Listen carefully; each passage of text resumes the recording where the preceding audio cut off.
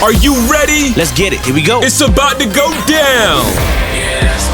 Real Talk with Pasha B. All right, y'all. Thank you for tuning in to this week's episode of Real Talk with Pasha B. Exciting podcast that we are doing today, and I can't wait to get into it. But, you know, we have to do the salutations and the greetings. So I'm joined by no other than Sheneka. Hey, lady. Sheneka's in the house. What's up? What's up? What's up? I had a flashback to college. How are you? I'm good. How are you? Girl, I am wonderful. Yeah. I'm ready to get this podcast started. I'm so excited. Exactly. Can you stop moving your stuff? Because we're getting feedback. Thank you. Love you. My drink down. Yeah. She always got to have some snacks or some drinks. Sheneka, why don't you introduce our guest? So today, first of all, what are we going to be talking about today, Pastor? Can you just go ahead? I can.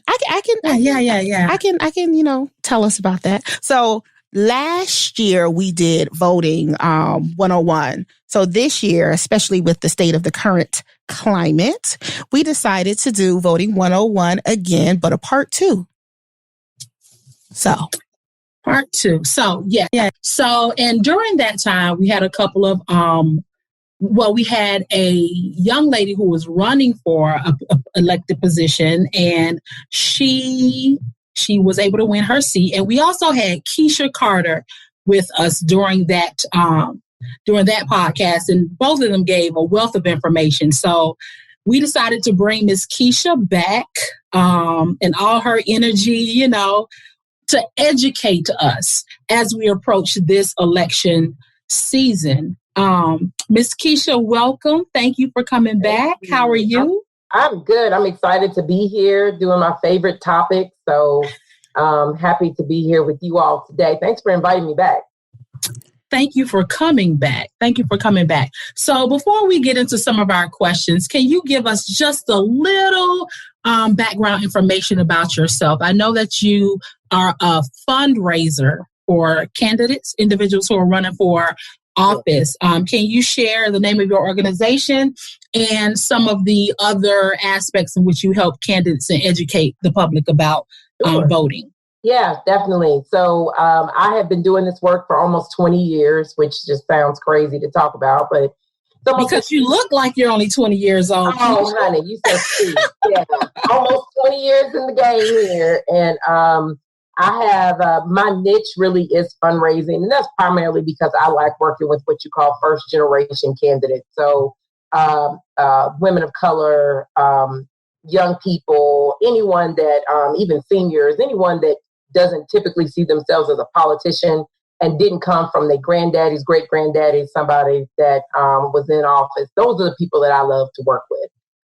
So primarily I'm a fundraiser, but I also do a lot of what we call general consulting, which means you do almost everything or help candidates find everything they need in order to run their race.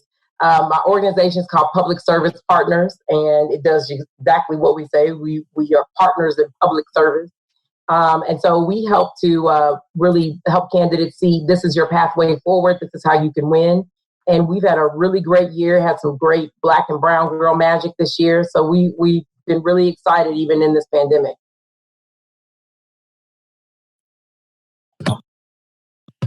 Awesome. So, Pasha and I, we've been discussing, I'm going to say the shenanigans that's been going on. Not just the past 4 years, but even going back with Obama. And, during some of our discussions, one of the things that, we kind of go back and forth about is whether or not people are truly educated about the whole voting process, ourselves included. So, and I think that's one of the conversations people fail to have with themselves. Like, what exactly are you looking for? What issues are you holding your representatives to fighting for you?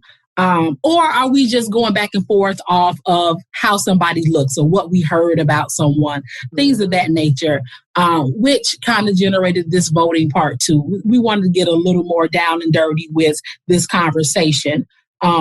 Pasha? And so Joe, to piggyback off of that, not only are people actually identifying the issues, holding the appropriate people accountable, but what we do know is that people are feeling frustrated, like Sheneka said, in this voting climate, right? And so some people have completely given up on the presidential election that's coming up in November. They're frustrated. They feel like people that may be on the ballot, whether that be Democratic and or Republican, unfit to be in the position. And so that has allowed for them to check out as well from the local level. And so one of the main focuses, and I think, Keisha, this is a great platform for you with your experience, and you're out there dealing with local politicians and running these local campaigns. First and foremost, explain to us, because you're inside the House, explain to us how it looks like from the inside and outside of the House about how important local voting is. Oh, I mean, if you want to see your neighborhoods change and you want a road built, or you don't like how your schools are being operated or how much money is or isn't coming into your schools, then that's all done at the local level. You hear, your presidential candidates talk about it, and they help to set a tone, and of course they need help out of Congress. But when you really get down to brass tacks, it's your mayors, it's your governors, it's your city councilmen and women, it's your county commissioners, it's your school board folks, it's your tax commissioner. If you own a home, you know your tax commissioner because you've seen their name on your bill. Mm-hmm. So, these are the people who are really making the decisions. And I think the last time I was on here, we were kind of talking about BLM movement a little bit. And one of the correlations I like to make, especially when I talk to young people, is they're like, we need to change the police chiefs. We need to do this. We need to do that. And I'm like, who picks your police chief? Most police chiefs are not elected. So who is choosing your police chief? Mm-hmm. It's usually your mayor. Mm-hmm. And so if you want to change policing in your area, if that's something you care about, if you're getting out there and marching, but you aren't voting in your mayoral election, you basically are negating everything that you're out there doing. Because that's probably one of the more frustrating things for me, is that you look at when these marches and these protests come and you see so many young people in there so passionate. And then we have something on the Democratic side where it's called Vote Builder, but anybody can do it. Well, I can look up your voting record and I'll pull it up on my cell phone and be like, what's your name? And I saw that. Mm-hmm. You didn't vote in the last however many elections and you're mad about X. How do you expect that to change if the people making the decision aren't even changing? And they have no reason to listen to you because the people in your generation are not voting, and when you make that correlation, sometimes they get it. Sometimes they want to argue about it. Well, they should just do it because it's right. No, they're trying to get reelected. Yep. And so to get reelected, I got to listen to the people that show up. I can't dance with people who didn't come to the party. And it's the same thing with voting. If you're not willing to come and get on the dance floor with me, then I don't know what you want me to do with the folks who chose to stay home. So that's really what we gotta make people understand. And that's some of the things I enjoy doing, is they can tell me what you're passionate about. And let me tell you why your vote matters to what you're passionate about. Yep. Absolutely. Absolutely. I think going back to what Pasha said, a lot of individuals are tuned out, definitely at the federal level, and don't understand that when you go to vote, and I did print out a sample ballot from the primaries, there are like 10, 15 other names and positions on here that you have to vote for that affects you locally. It has nothing to do with the presidency. And even as you approach November, if you don't want to be a part of voting for the presidency, for whatever reason, I'm not going to argue with that. Guess what? There are going to be a whole bunch of other names on that ballot, in addition to referendums on there that affect you locally, that you can vote on. And you can truly skip president if you didn't want to. And the sad part is that people will vote for president and then walk right out of the ballot box, right? They'll vote for president and walk right out. So, like, I told my staff a couple of years ago, I was like, what is important to me, because criminal justice reform is a really big thing for me personally. And so I wanted to concentrate on district attorney and sheriff's races this year, and judges. So I really wanted to concentrate on judicial system races because there's been so many conversations. And then with Breonna Taylor, George Floyd, Aubrey, I mean, it's just so many names that you almost are like worn out from keeping track of how many people we're seeing. But it's also, thank God we're seeing it now because of cell phone coverage, right? What will we do without these cell phones showing us what's actually going on, or these body cam footage? A lot of this stuff we would never know about. So the criminal justice system in itself, if you don't change the judges, you're not changing the sheriffs, you're not changing the DAs, because your DAs are then responsible for how people are being charged. They're also being responsible for giving suggestions of how many years somebody serves, or if they even should serve, or plea bargains, or whatever it is. And if you don't like the way your jails are operated because your cousin wasn't treated right in jail, or when you went over there, they wouldn't give you bond or whatever, those are your sheriffs making those decisions. And so you got to understand how all of this stuff works. And then when you go inside of a courtroom, whether you're going for yourself or with a family member or somebody you care about, and the judges never look like you, they don't understand your experience, they don't know where you came from. And then you're wanting them to then rule on possibly could be your own freedom. You know, that makes a difference. And that's why those kind of races were really important to me these past couple of years. And we've spent a lot of time in trying to get more DAs of color elected, more sheriffs of color elected, because we need people who know this experience and can speak to it, because they're going to treat things differently when you come from a different experience. And that's why those races matter. But those races are at the bottom of the ballot. And your sheriff is usually the last thing on there. So you got to go all the way down to get to them. And Keisha, you said something very important. So let's just use the DA, the district attorney's position or role. You used the word elected. So can you explain? I don't even need you to explain. I just want you to say the answer. How does the district attorney get to the position that they're in? They run. Plain and simple. They run for office. They're elected and they get voted in. That's it. They are voted in. If you don't like the DA, if you're mad because they didn't charge the cops, if you're mad because of whatever, those are district attorney, and sometimes they're called different things. They're called state's attorneys and things like that, but they operate the same roles. The cases we've seen in Georgia, those were district attorneys making those decisions as to whether or not to charge the police officers or not.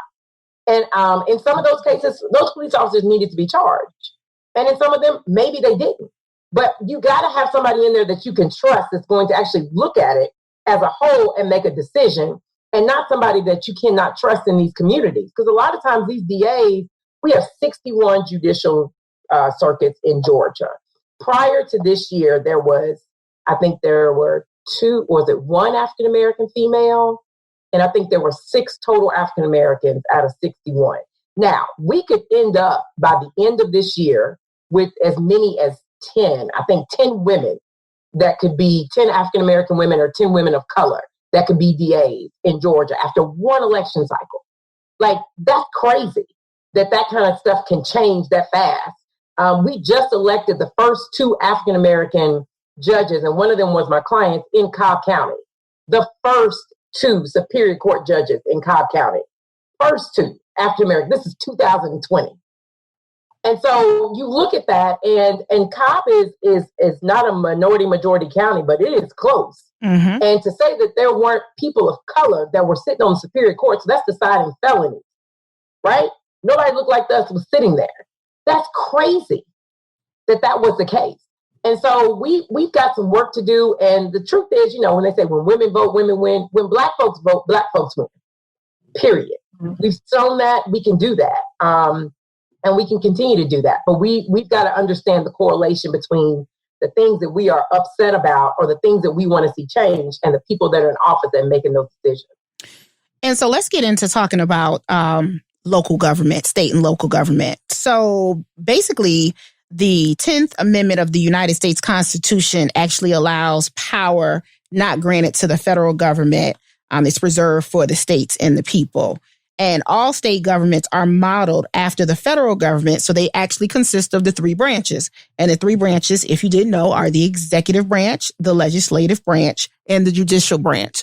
So no matter what state you're in, the state should have three branches of government, and those three branches of government are responsible, or each individual branch is responsible for a certain thing, right? Mm-hmm. So the executive branch, which is in every state, is headed by the governor, who is elected by the people.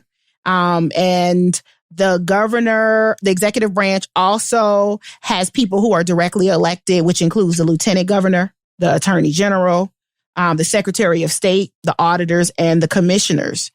States do reserve the right to organize in any way, but no two state executive organizations are identical. So from state to state, it may not be the same. Mm-hmm. Mm-hmm. So with the legislative branch, all 50 states also are made up of legislatures, which are elected representatives yet again.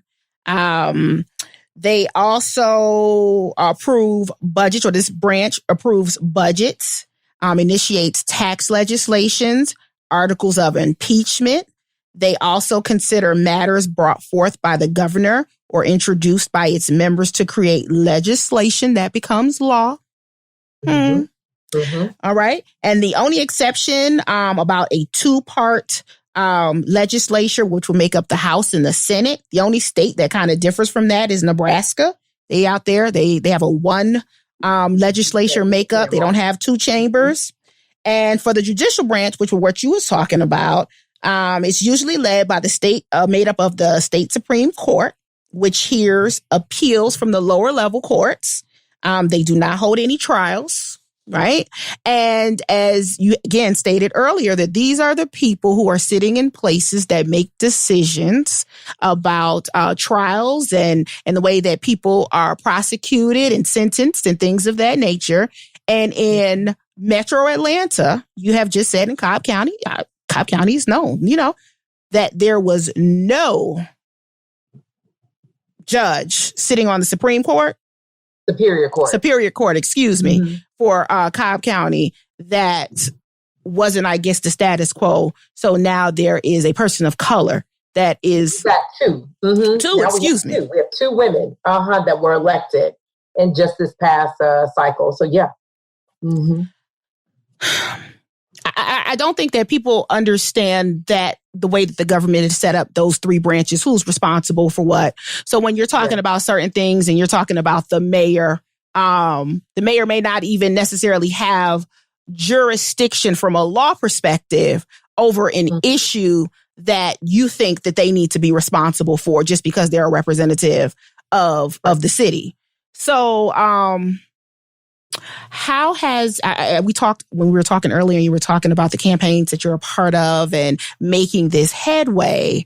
How the momentum in a COVID environment, how has that been difficult? How is that going to reflect or impact this 2020 election, first and foremost? Also, and what is it that we as people can do to become more involved on the local level, because you have that experience of being on the outside and the inside? I'll say this, the amazing thing that has happened in COVID-19 that I think could not have happened without COVID-19 is America, and I'm going to say this in a broad context and then take it local. America has been forced to look in the mirror at itself in a lot of different ways.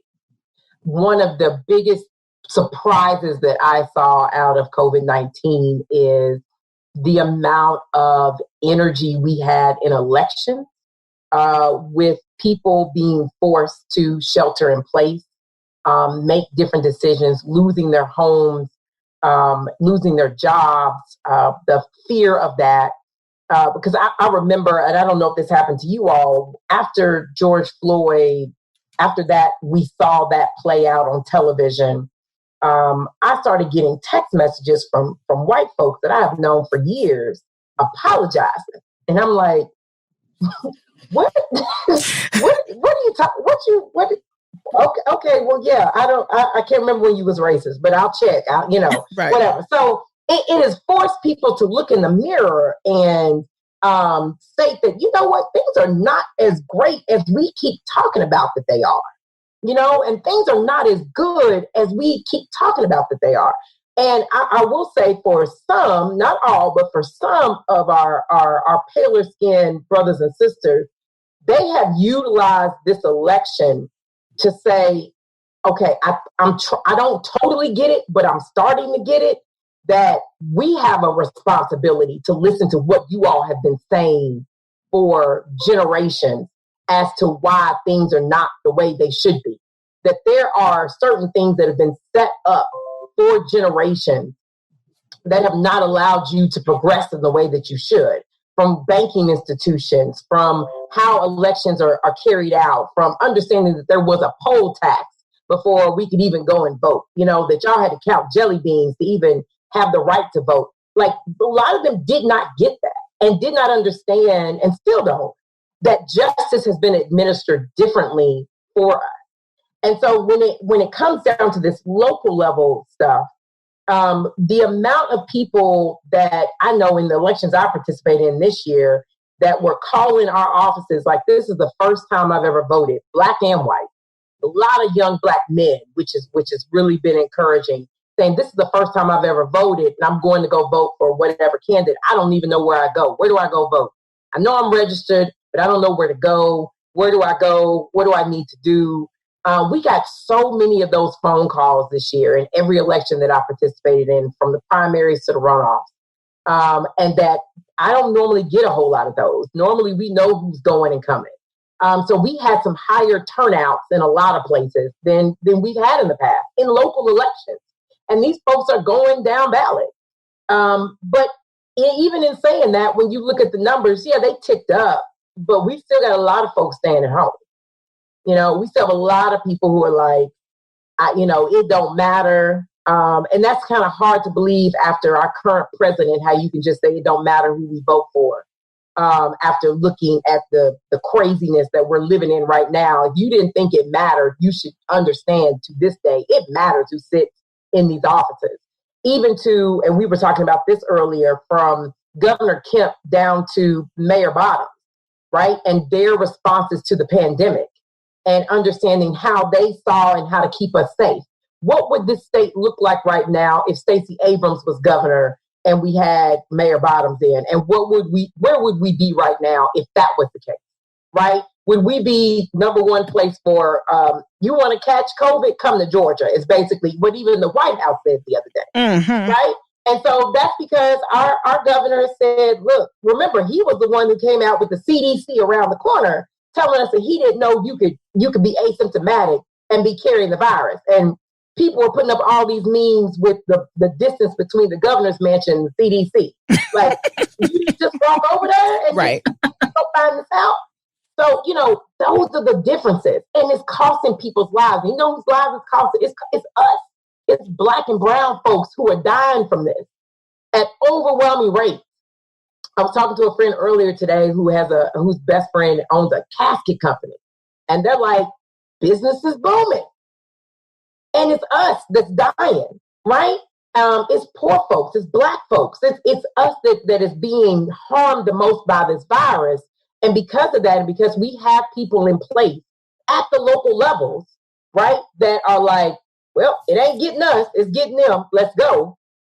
This is what we're dealing with. That's why when I thought I had COVID, I still don't know if I had it to this day because I need to go get an antibodies test. That's another story for another day. But when I had it, I could not find a place to go get tested. Could not. I drove all the way to Columbus, Georgia to try to get a test. And when I got there, they were like, we out for the day. Right? And so I just buried myself in my house for as long as I could until I knew I felt better and I wouldn't give it away to anybody. But it's those kind of things that is the difference in having people that tell you, look, we care about people and we're going to do right by people. And folks who tell you we just going to do right by what's good for the economy and business and not by what's right by people. So those are the differences that we make. And I'm hoping that we will continue to see a difference of even if it's just a little uptick of people understanding that, wow, me not getting that person in office led to where we are right now. led to the state of emergency. And we are truly in a state of emergency in Georgia. We haven't even seen the impact that this thing is going to have on us economically. You know, the prediction that half of Black businesses are going to close across this country because of this. Because even for us as Black businesses, we weren't prepared for this pandemic. We couldn't get the emergency funding. We didn't qualify for CARES Act because we haven't been doing the things that a lot of other folks knew to do. Because, you know, if I got a T-shirt company, I'm just selling T-shirts. Right. I may not be putting that on my taxes and putting it here, but that is a significant amount of income for my family. And so when that money was coming down from the SBA, we weren't getting it. Right. Because you weren't able to prove it. Right. You weren't able. You may have been making it, but you weren't able to prove it. So your business wasn't organized in the manner of which the SBA recognized. Therefore, the funds that you needed to sustain your business, you weren't able to get. Yep. So those are the types of things. And I remember Senator Harris and Senator Booker and some other folks were pushing to talk about those kind of businesses, because in our communities, we're used to seeing the folks on the corner selling the barbecue, the cash businesses. Yes. Mm-hmm. Cash in, cash out, right? And how do we make sure they stay afloat? Because those are our economic generators in our community. And that's why it's important that we have to have people that know our community in these positions to say, oh, whoa, we leaving out a group. We leaving out a group. We leaving out, y'all keep talking about the folks working at the hospitals, but y'all ain't talking about the folks driving the buses, and y'all ain't talking about the folks working at the grocery store. You got to have people that will think about that, will understand that in these elected positions so they don't get left out. Otherwise, they will be, and nobody will know the difference, and nobody will care.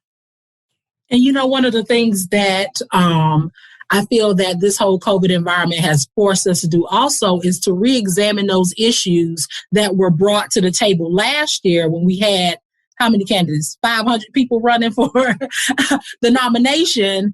And when they were running, they were presenting things such as a living wage and universal health care, universal basic income. It was we can't do that.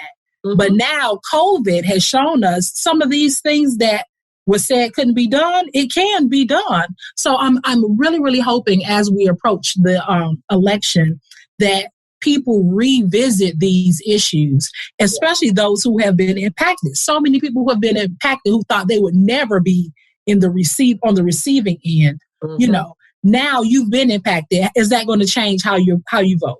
Right. Yeah, like Andrew Yang seemed crazy about a year ago.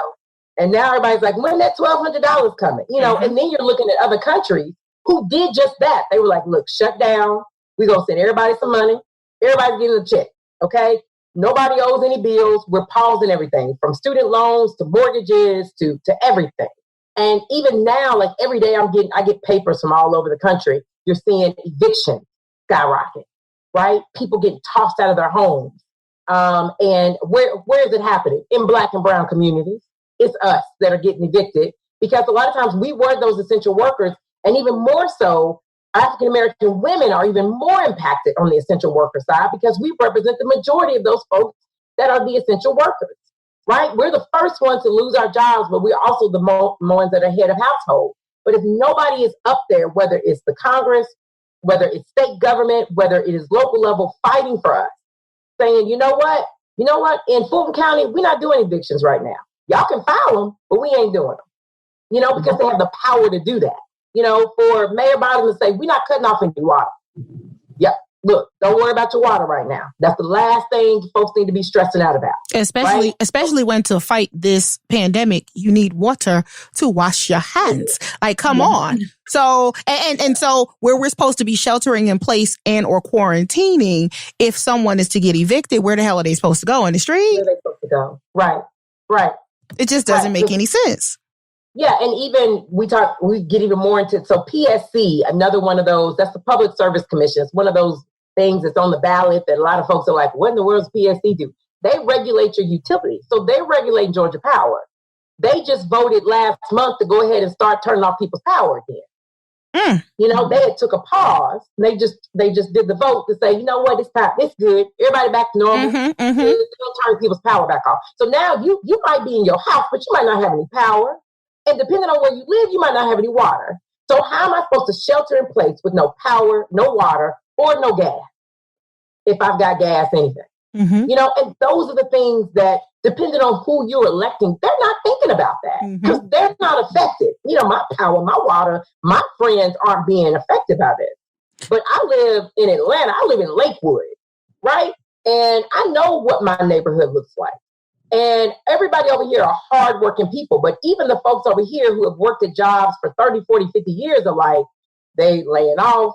They're doing this, they're doing that. And it's a beautiful thing to see our community come together, but it's also a very scary thing too, because we know that some of the elected officials that we have are not thinking about us. And I think this is a good time to segue to voting party versus voting issue. We brought up several issues that have been plagued or that has plagued us recently with the pandemic. And Sheneka brought up how candidates on the primary ballot had certain issues that they were addressing, the universal health care, student loan, living wage, removing student loan debt, all of that stuff. And some people thought it was either crazy, we can't do it, that's not my issue, so, you know, we're not going to worry about it. And I think we get so comfortable, we as people, because we've kind of been programmed to do such, we get comfortable with the two major parties that we're aware of, which is the Democratic Party and the Republican Party. And sometimes whether you pick a side, yes or no, just because it's a Democratic candidate or a Republican candidate, they may not be in line with your issues and your concerns. So how do a normal citizen, how do they go about identifying and addressing what their issues and or their concerns are and understanding to align who they're voting for with what their need is as a person or as a citizen? So there's never going to be one candidate that is just perfect on all your issues. It's just not going to happen. And when I meet people and they're like, well, they did this. And it's like, okay, that was one thing. And where else are we going from here? There are always going to be values-based voters, right? Folks who are like, well, I am pro-choice and I'm pro-life. So if they're not pro-choice or pro-life, I don't care what else they're talking about. I'm not voting for them. You know, I am a law and order voter. So I want them to lock everybody up. And if they're not talking about locking everybody up, then I'm not going to vote for them. And we got to deal with that.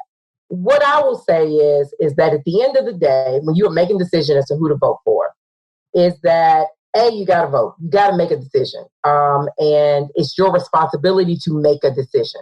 And what I always tell people is that no matter the decision you make, you can't lose in making a decision.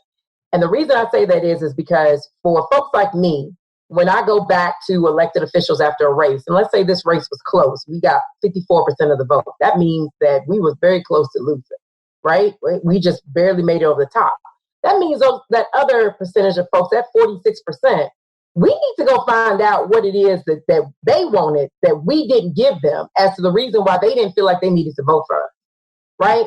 When you don't go and vote and don't go express yourself and you're not showing up, what politicians will look at is they're looking at the map like, okay, how did I get elected? How do I make sure I get reelected, right? And if there are places where some hotbed places that had active voting, even if they lost, I want to go make good over there because those people could take me out next time. They may find some more friends over in my 54 to turn me to 46. So when you don't show up and that 46 now is 22, I don't have to listen to anything y'all talking about. You know, because I got way more than the majority of the vote. I got 78%. So I don't really have to listen to anything that y'all are talking about. I can keep doing what I'm doing. I'm not really worried about losing this election. So there's no losing in voting. Number two on that is that you've got to find the candidate that you believe is going to best represent you when you go up, which honestly is a lot of reason why Black folks vote for Black folks, which there's nothing wrong with that because white folk vote for white folks. You know, and I hate it when I talk to Black folks and they're like, well, I'm not going to vote for them just because they Black. Well, they vote for them just because they white. So let's just keep that in mind, right? Like, if that's the only reason you vote for them because they Black and you like that they got the shared experience, then go with that. I'm okay with you doing that because they're doing the same thing over there. What we've also got to do is we've also got to ask the hard questions and be okay when they don't have the answer. We've also got to ask the hard questions about the things that we care about and see who is willing to actually go and get the answer or work with somebody to go back, find the solution. And everybody is not willing to do that. And you don't want those rigid kind of candidates in office because they're not going to be there because COVID was not something anybody planned for. And so when times like this happen, having a rigid candidate is how your state, your country, your locale falls apart. You got to have people who are willing to go out here and find answers and make decisions that are going to be good for all of the people that they represent. Now, it may not be a perfect decision. It may not get everybody a big check, but at least it's something that we know that they were trying to do right by all people. And that's what you really got to look for. The plethora of presidential candidates we got this past year, and there's a lot of rumors that, because, we do have a big local election here in Atlanta next year in 21. So a lot of our local elections are in odd years. So they're usually following right behind a presidential. So if Mayor Bottoms runs again, or let's say maybe she goes and works in the Joe Biden administration, we got an open seat. We might have 15 people running for mayor, right? What are you looking for in that? I think one of the things that has allowed Mayor Bottoms to actually be very a great mayor during this time is the fact that she is a mother, and she's the mother of Black children, and understanding what was going on. That is not an issue that was going to be on the ballot, but that is something that a lot of other women could understand and feel good about. You know what? If she's got to make decisions that's going to involve our police chief, she's got to make decisions that's going to be involved on determining where funding is going or what she's going to push. I'd rather have somebody in there that is a mother, has been a mother, and that can understand where that's going. And if that's where you align, that's okay. I don't want folks to feel like, well, I don't know the issues that well, but I like her. Understand why you like her or him and be okay with that. But don't ever just not go vote because there's not this perfect candidate out there checking all these boxes for you. They're not going to exist, and that's just an excuse. Mm-hmm. And whether or not, and whether or not you vote, you're still going to be impacted by someone else's vote. Yep. So, yeah. Awesome. Yep. I love it. I love it. I love it.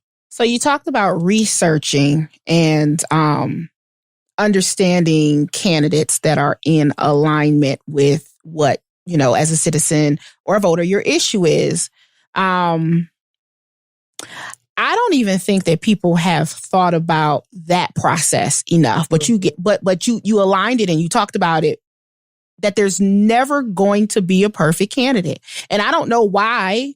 And I guess I'm going to speak because I'm Black. So I'm going to say that my experience is reflective of the Black people, the Blacks. Okay.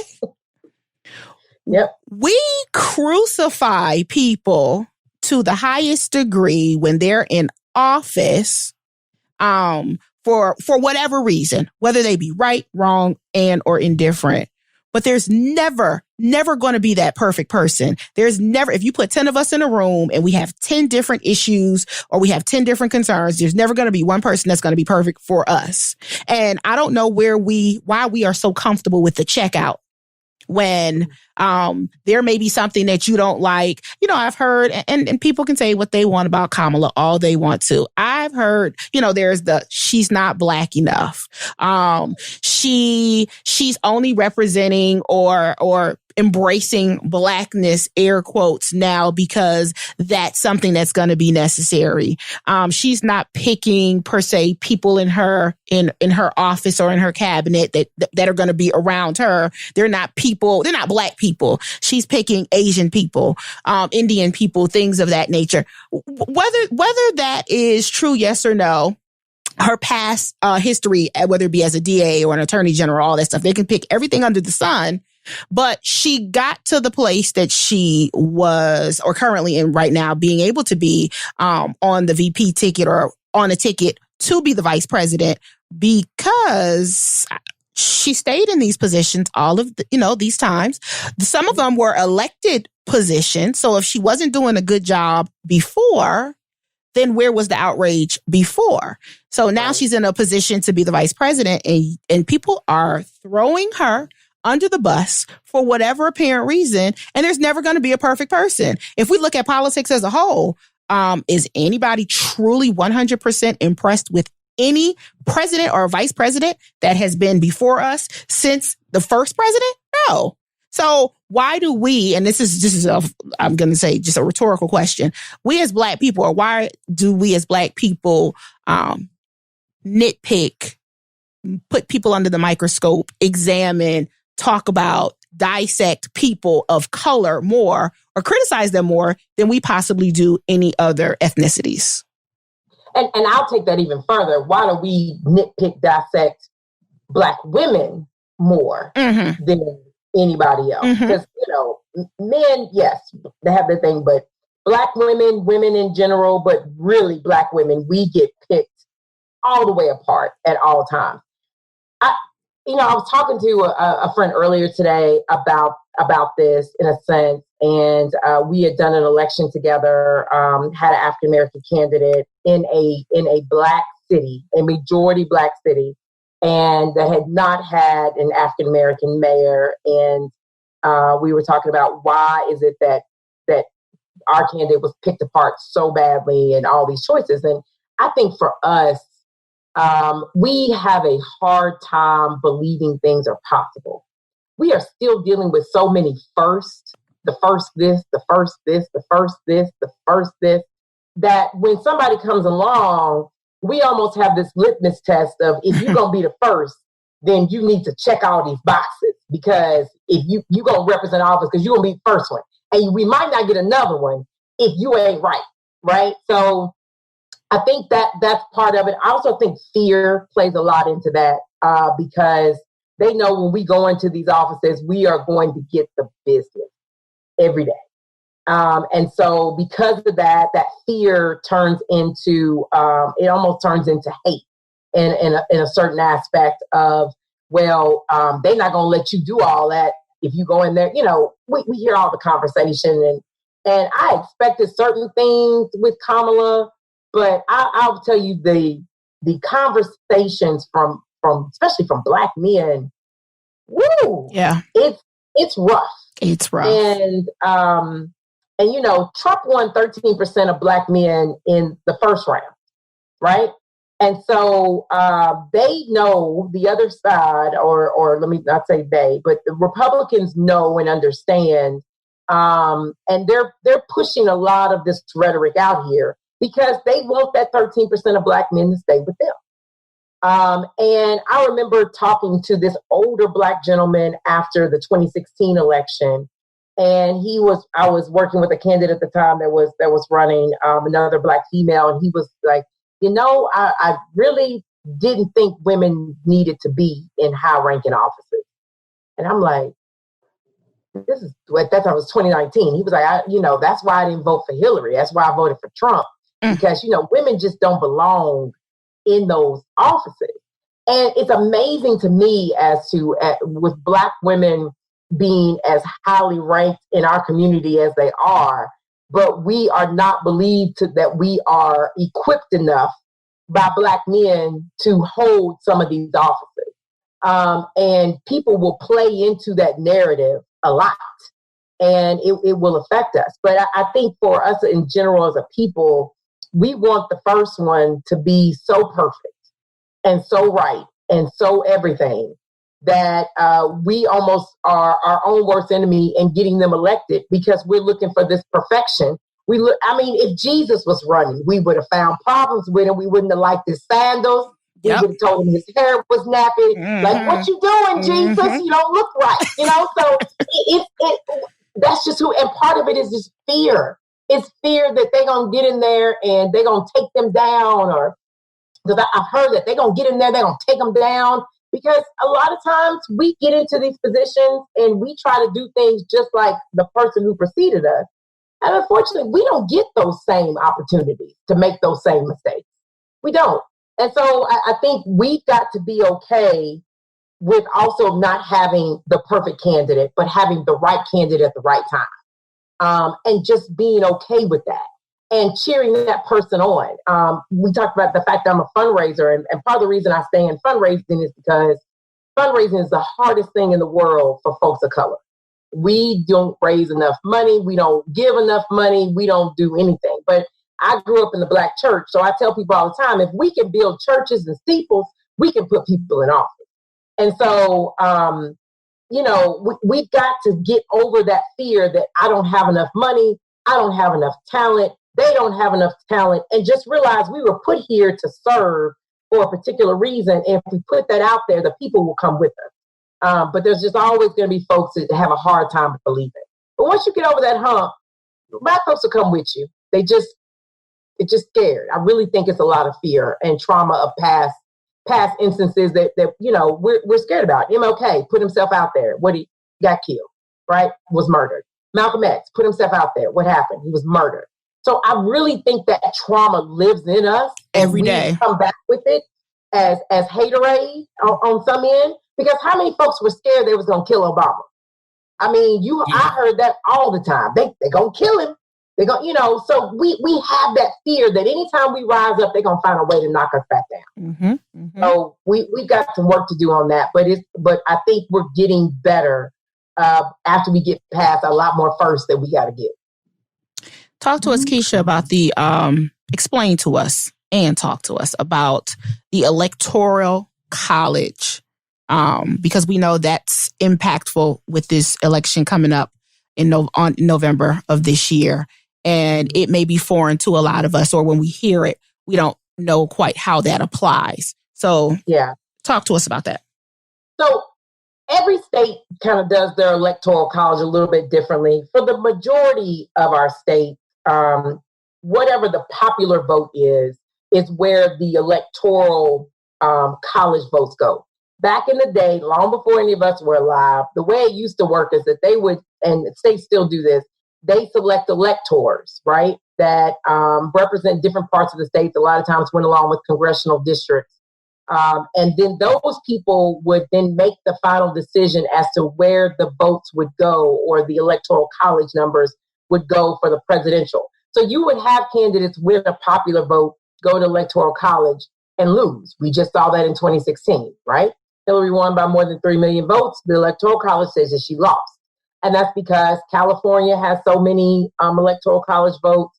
Georgia has so many. And so the amount of congressional districts will tell you how many electoral college votes that you have. I think that's right, if I remember that correctly. So, or something along that. Y'all are really testing my civics knowledge today. But back in the day, it would be the electors make the decision. Most of the time in most states, it is truly the popular vote will make the decision. But it's the only elections that we have where it's not a direct democracy type of situation, meaning that one vote equals one vote for the presidency. One vote is only going to get the majority of the electoral college votes in your state to actually go towards the winner. And so people get discouraged by that, and they're like, well, what's the point in voting? Well, in most states, the popular vote is going to determine where those electoral college votes go. There are some states where these quote-unquote electors that are out here can make decisions, but I don't know the last time we've had electors come in and make a decision different than what happened in the popular vote in their state. Not in recent history. Hasn't happened. And more states are saying whatever way the popular vote goes, the electors must go that way, and have put that actually into their legislation and made that a part of their constitution. So you don't have any rogue folks happening out there anymore. So that's basically what the Electoral College does. But it should not prohibit anyone in this day and age from participating in a presidential election. Again, it's just another excuse that a lot of folks just choose to not understand, and then want to use that for a reason as to why they shouldn't go and participate in the vote. But that popular vote, for the most part, in every single individual state, is the reason why people will win. The only problem is, or I wouldn't call it a problem, the only situation is that all of our popular vote isn't calculated together state to state to then give us a president. It only gives us the electoral college votes that our state represents. Right. We talked earlier about going back to that local government and the municipal government and the council people, and how important of a role that they play in with our day-to-day dealings in our cities, towns, and things of that nature. Sheneka had a sample ballot, and I think it's for her county. Sheneka, are there any council people on that ballot? And while you're looking, I'm going to ask for Keisha to break down, what is a council person? What exactly do they do, and how impactful are they to us when we vote? How much emphasis should we be playing on putting into those roles?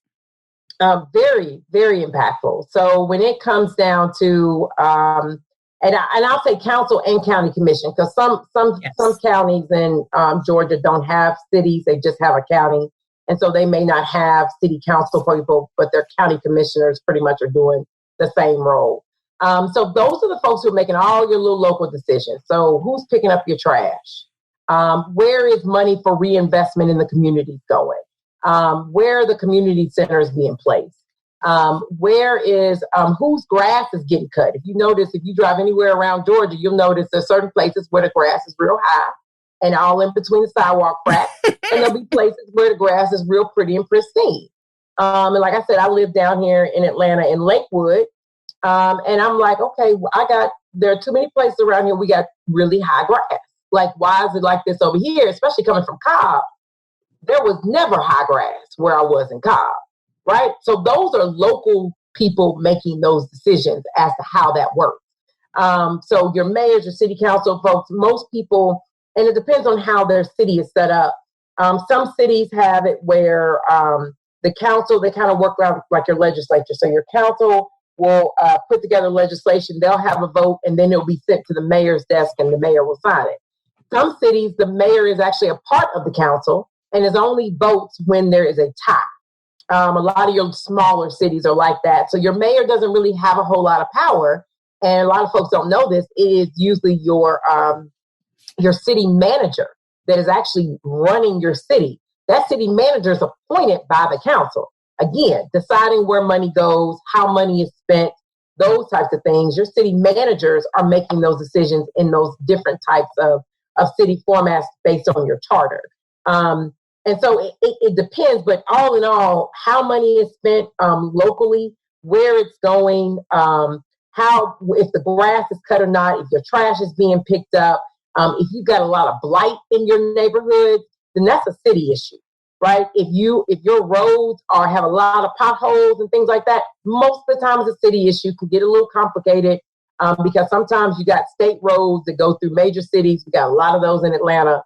So you may be like, there's potholes all in this city, but they're not city roads. They are state roads, right? If y'all remember when we had Snowmageddon and they kept showing Atlanta, or what they said was Atlanta, and like, look at all these people stuck on the interstate. And Mayor Reed was like, that's not Atlanta. That ain't us. Those people, that's the state's responsibility to get them folks off the interstate. You know, we aren't responsible for that part. That's state and federal. You know, and they were showing certain parts of other even counties that weren't Atlanta, but Atlanta was getting hit for it. So, and that really is also critical how your metro areas work together, right? Because people live in Gwinnett and consider themselves Atlanta, right? They live in Cobb, and you ask them where they live. I know I said I lived in Atlanta before I lived in Atlanta, right? And so I understood that I never voted for the mayor of Atlanta, but whenever I bring interns in, first thing I do is I ask them who their mayor is. And half the time they don't live in Atlanta, and they're like, Mayor Bottoms, Mayor Reed, Mayor Franklin. It's like, no, that was not your mayor. And these are people who consider, like young people who consider themselves like political aficionados who are like, I'm all into this. And it's like, you don't even know who your mayor is. But that's why it's important for these local governments to work together. And to be talking to each other, because we cross over a whole lot. And why, you know, even when it comes to law enforcement, we have so many cities in Georgia. We have over 370 cities in Georgia, which is absolutely ridiculous, but that's another show for another time. But we got over 370 cities. So basically, if somebody is robbing a bank in College Park and then comes into Atlanta, depending on how these cities have negotiated with each other, their cop may not be able to come into the city of Atlanta and chase a robber from College Park to city of Atlanta, or even College Park to East Point. And if y'all know anything about Atlanta, they are right there next to each other. Right. And they have to just stop at the line and be like, hey, we have a bank robber. Do y'all have time to go pick them up? You know, because there may not be any what they call interjurisdictional agreement. So who those council people are, and then how they are relating to other cities and counties that are really close to them is really important. And if you like your way of life or you don't like your way of life, then that's who you should be going to first. It's your city folks, because those are the ones making decisions on the day-to-day. And Keisha, these council people, are they appointed or elected? They are elected. Usually every 4 years, and depending on the city or the county, they may even have term limits. So they may only be able to serve for so long, and then they have to go, right? But all these people are elected. They are not put in there by appointment most of the time. They are elected.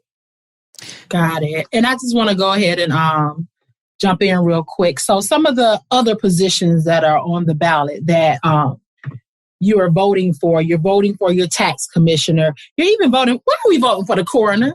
Keisha, why are we voting for the coroner? Help me. It's an elected position. Hey, the coroner is a big deal. Coroner is a big deal. Who gets why? Everybody's awaiting. Yeah, coroner is a big deal. And why is it partisan? It depends on the county you're in too. Not everyone's partisan, but most of them are. Yeah. Mm-hmm. Yeah, like a Democratic coroner versus help us understand. What they gonna do? They gonna use less embalming fluid if they're Republican? I don't know. Get folks a little slower out of certain neighborhoods. They go get others. I don't know. Oh my goodness! But you mentioned the state legislators. In addition to you voting for the sheriff, the clerk of the Superior Court, your various state representatives. So all of that's on the ballot as well. My question to you is, how do you get your issue on the ballot? Give me a little bit of an example. When you say your issue, what do you mean? Okay, so I'm going to read the one from Douglas County that was on the ballot. It's the renewal of 1% educational sales tax. East Block. Yes. So for those individuals who wanted that on the ballot, or even with the drinking, I think last year, moving the time in which you can sell alcohol to 11:30 or something like that. Yeah. How did that get on the ballot? So that's actually happening at the state level. Okay. So East Blost or Olost or any of these OST that are out here, these are special tax allocations that are usually used for specific projects that cities or counties want. But in order for them to get on the ballot, it has to be done at the state side. And so usually there has to be some legislation passed on the state side in order for this to actually get onto the ballot. And so to get those issues on there, you've got to have state reps or state senators that are doing the work to pass the legislation up there to have the voters decide, we want to tax ourselves one additional penny so we can do X, Y, or Z. Y'all may remember back in 2012, we had a big transportation splosh that was going to go on, that was actually going to regionalize transportation all over the place. Gwinnett just did a splosh, and I think they're even redoing it from what I read, a transportation splosh up there so they can join MARTA, so MARTA could actually expand. That stuff is actually done at the decision to put on the ballot is done at the state level, and then the local voters make those decisions. If y'all added cities, you've seen a lot of cities get added, and that's just a pet peeve of mine in the state of Georgia, where you got all these new cities that are coming aboard that are basically being divided by racial and or economic lines. Those cities are decided at the state legislature, and then they're put on the ballot for the local to vote, is the way that kind of stuff works. So the citizens aren't the ones who initially bring it to the state legislature? Sometimes they are, but most of the time it's usually other elected officials, like your school board members may go to their state legislators and say, we really need an ELOS. We need some additional monies because the roads in front of our schools are horrible, or we want to beautify our schools. We need more money to build something or something like that. So usually it's the electeds that will go and say, we need an ELOS, we need a SPLOS, we need an OLOS, whatever it may be, to go up there, and then they will work with the delegation to do that. And there's all kinds of rules that you have to go through that has to go through your local delegation and then be passed by the whole house and all that stuff. But all that stuff is done at the state. Okay. So what I heard you say was all of this is connected because I'm voting for the student council or these individuals who are then going to take my issues to these state representatives who are ultimately going to put the issue on the ballot. So everything is tied together. All connected. 100%. By people we vote for. By people you vote for. And look, even to go on the state side, and this is another one of my little pet projects that I'm working on, because what a lot of folks don't realize is we've got census this year, right? And you want to talk about how money flows down from the federal government into your different neighborhoods. Fill out that census. And Georgia is way behind in terms of how many people have actually filled out the census. So if you haven't done that, go to census.gov, fill your stuff out. It takes 2 seconds, be done.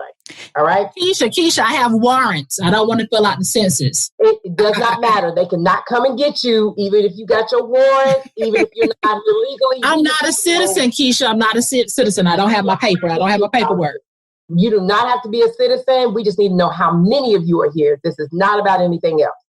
They cannot report you. They cannot do anything. The president tried, but he did not get that stuff passed to where people would have to report you to ICE and all kinds of craziness. I don't care how many warrants you have, how many baby mamas looking for you. It don't matter. Fill out your census so your babies can get some money, right? How many people you say you have in your house versus how many people you have in your house? Exactly. Please put the real number. Your landlord is not going to find out that you've really got 12 people and boarders living in your house, okay? Just put the real number.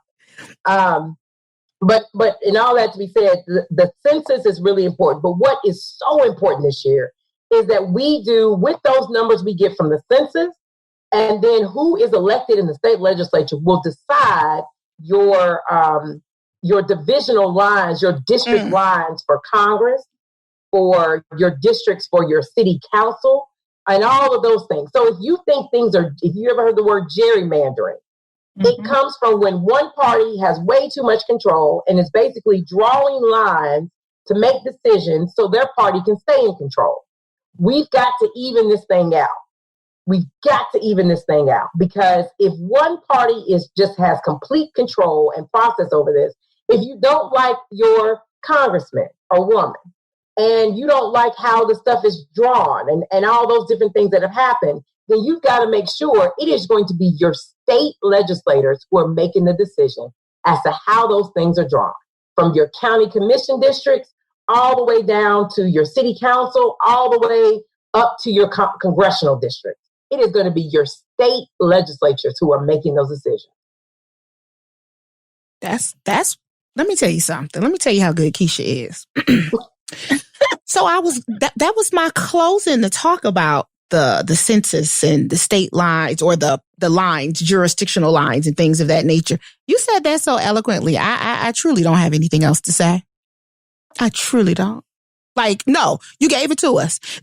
And again, it goes back to trying to understand, because I think a lot of people don't get it. We don't attach our vote to the bigger picture. We attach our vote to the biggest picture, which we're thinking about on the presidential level, but we don't attach our vote to the local level, the state level, and things of that nature. And as Sheneka said, one thing leads to another. So when you view the ballot, it's time for you to vote, and you see this issue that's on there. They're talking about some, what was the last thing that I saw that I was like, I don't even know what the hell this is, but talking about an issue such as increasing taxes by 1% to do something.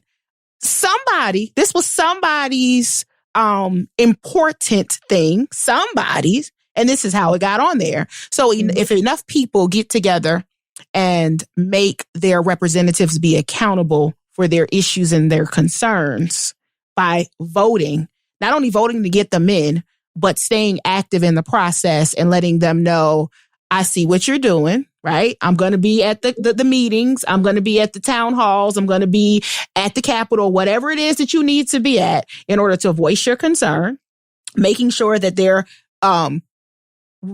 representing the constituents the way that they should.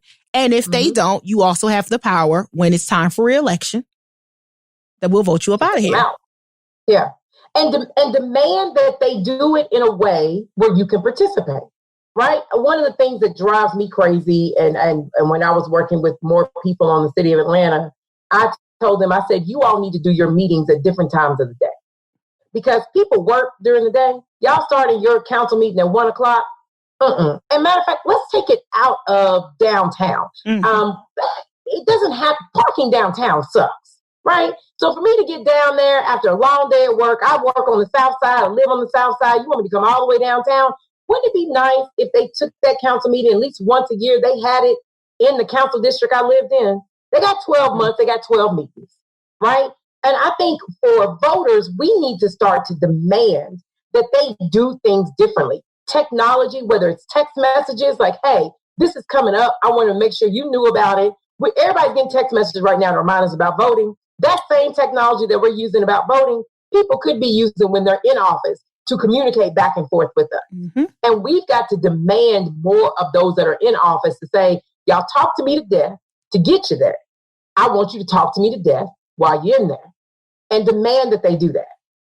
And it seems like a lot of the meetings that are being held are being done virtually due to Zoom.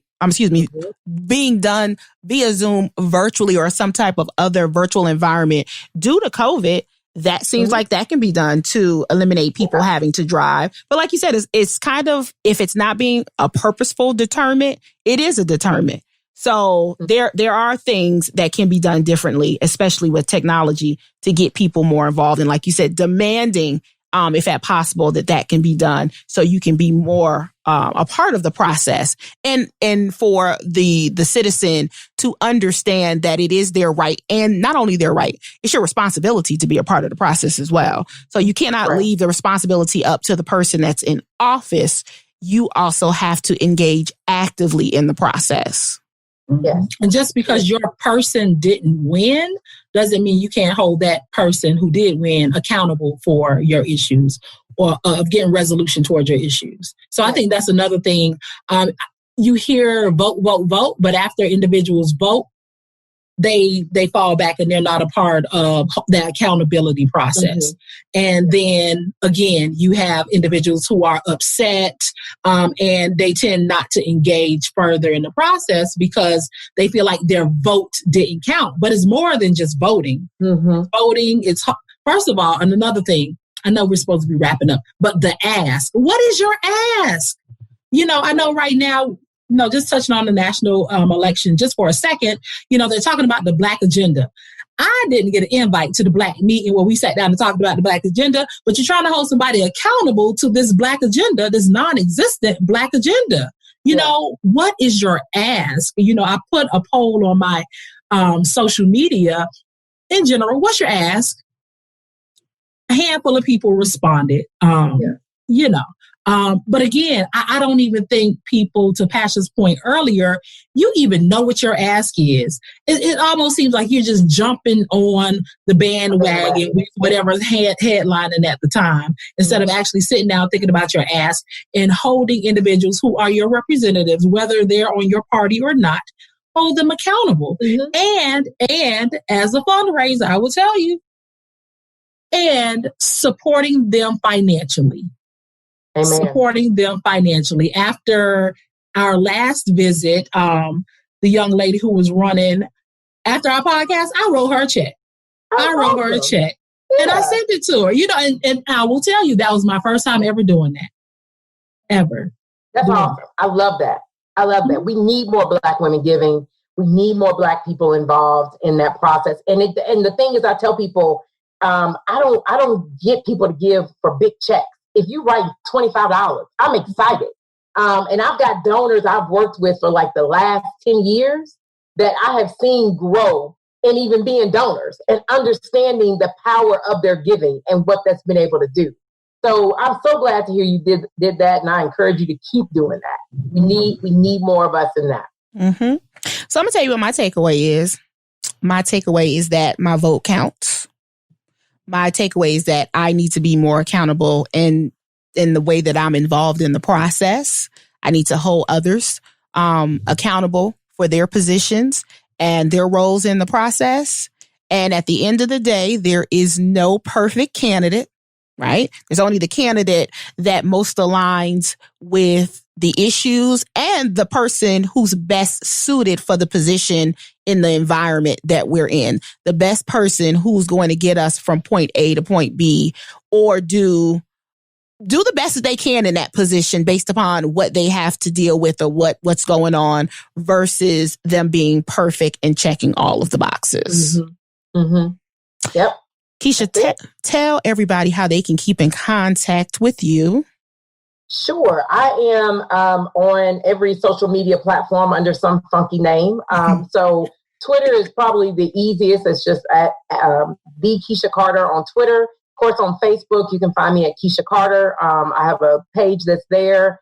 I'm on Instagram. I turned 40 last year, so I'm Keisha 4.0 on there. So if you need to find me on IG.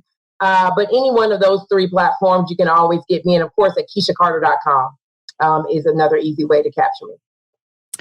Awesome. Once again, this has been very, very enlightening. So thank you for all the information that you've shared.